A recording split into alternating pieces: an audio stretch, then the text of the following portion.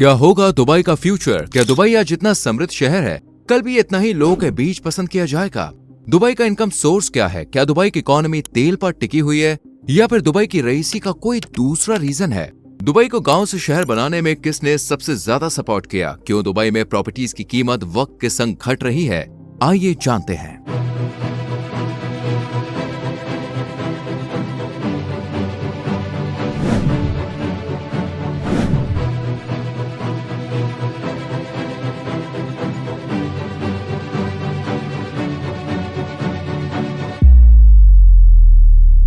दोस्तों, बड़ी बड़ी गगनचुंबी इमारतें, चारों तरफ बिखरी हुई खूबसूरती, दुनिया की सबसे ऊंची बिल्डिंग, शानदार मॉल्स, एक लग्जरियस लाइफस्टाइल, ये सब एक साथ सुनकर सिर्फ एक ही शहर का नाम याद आता है और वो है दुबई।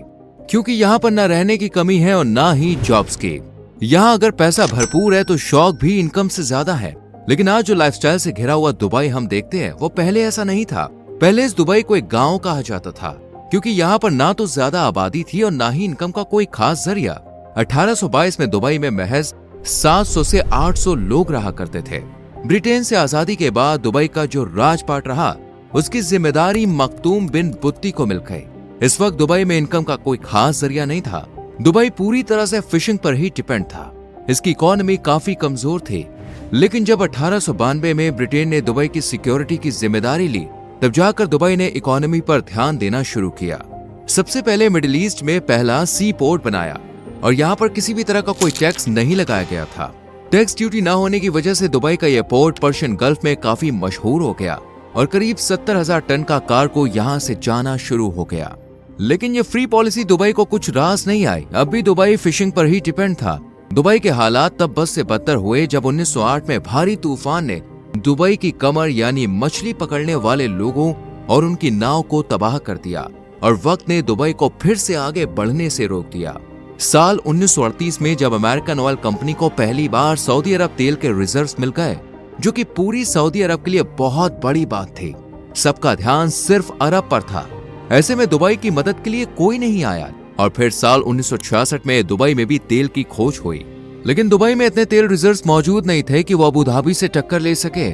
साल 1961 में सब एमिरेट्स ने एक दूसरे की तरफ दोस्ती का हाथ बढ़ाया ताकि सभी एमिरेट्स के मिलने से इस पूरे रीजन की इकोनॉमी को सहारा मिले और इनकी ताकत बढ़ जाए।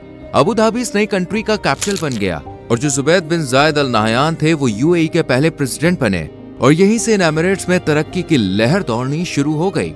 शेख राशिद ने दुबई को गांव से एक शहर बनाने में काफी मेहनत की।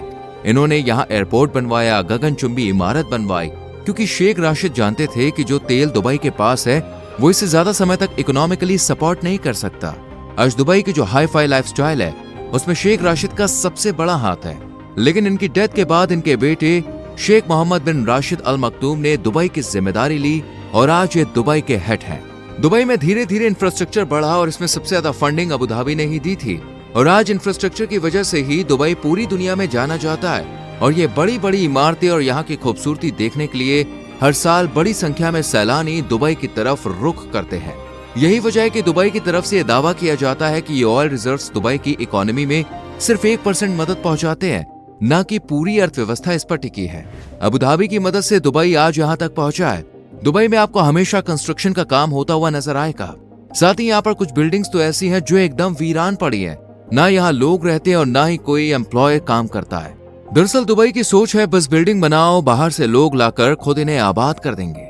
इसलिए यहाँ बिल्डिंग्स बनाने का काम चलता रहता है। लेकिन दोस्तों, इनका यह मोटो कहीं ना कहीं नुकसानदायक साबित हुआ है, क्योंकि पिछले कुछ समय में प्रॉपर्टीज की डिमांड कम थी लेकिन जो सप्लाई थी वो ज्यादा थी। यही वजह है कि दुबई के जो प्रॉपर्टी प्राइस है वो बढ़ने के बजाय गिरते जा रहे हैं। नॉर्मली अगर आप 2010 में एक मकान खरीदते हैं तो उसका प्राइस 2020 में कुछ % बढ़ेगा, लेकिन दुबई में इसका बिल्कुल उल्टा है। यहाँ पर समय के साथ कीमत घट रही है। बट 2022 में प्रॉपर्टी डीलिंग में कुछ हलचल देखने को मिली है, क्योंकि रूस यूक्रेन वॉर से जिन बिलियनियर्स की प्रॉपर्टी यूरोप में फ्रीज हो गई है वो अपना पैसा दुबई में इन्वेस्ट कर रहे हैं, जिससे दुबई की प्रॉपर्टी मार्केट को एक नया आयाम मिला है। लेकिन ये प्रॉफिट सिर्फ तब तक ही है जब तक कि माहौल ठीक नहीं हो जाता। इसलिए दुबई का फ्यूचर प्रॉपर्टी के मामले में कुछ खास प्रॉफिट देता हुआ नजर नहीं आ रहा है। वहीं दुबई में मनी लॉन्ड्रिंग पर कुछ ध्यान नहीं दिया जाता है, इसलिए इसे ग्रे लिस्ट में शामिल कर लिया गया है।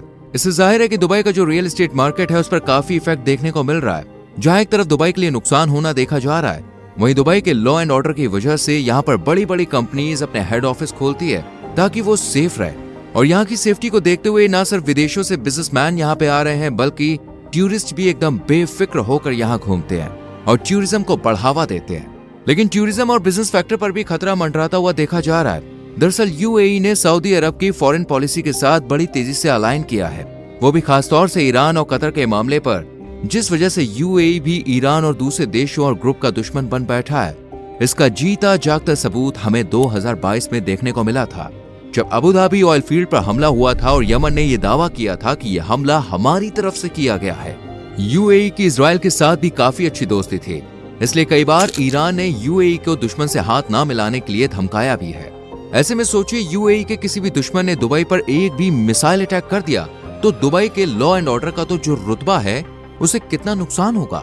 ना तो यहाँ पर कोई कंपनी अपना पैसा इन्वेस्ट करेगी और वहीं इसका सबसे ज्यादा असर टूरिज्म पर पड़ेगा। इससे भी दुबई की इकोनॉमी पर दोस्तों काफी असर पड़ सकता है। वहीं बात करें इसके इनकम रेवेन्यू की, तो दुबई में किसी भी तरह का इनकम टैक्स मौजूद नहीं है, जहाँ ये चीज टूरिस्ट व बाकी लोगों को दुबई आने पर मजबूर करती है। वहीं दुबई की इकोनॉमी के लिए काफी परेशानी की भी बात है।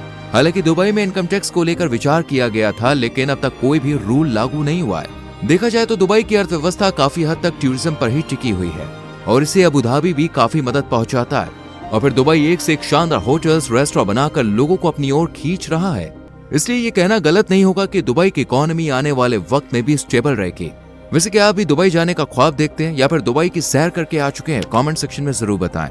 वीडियो को लाइक और शेयर करके चैनल को सब्सक्राइब करके बेल आइकॉन प्रेस करें, जिससे आने वाली वीडियोस आपसे मिस ना हो। मिलते हैं अगली वीडियो में। Till then bye bye, take care.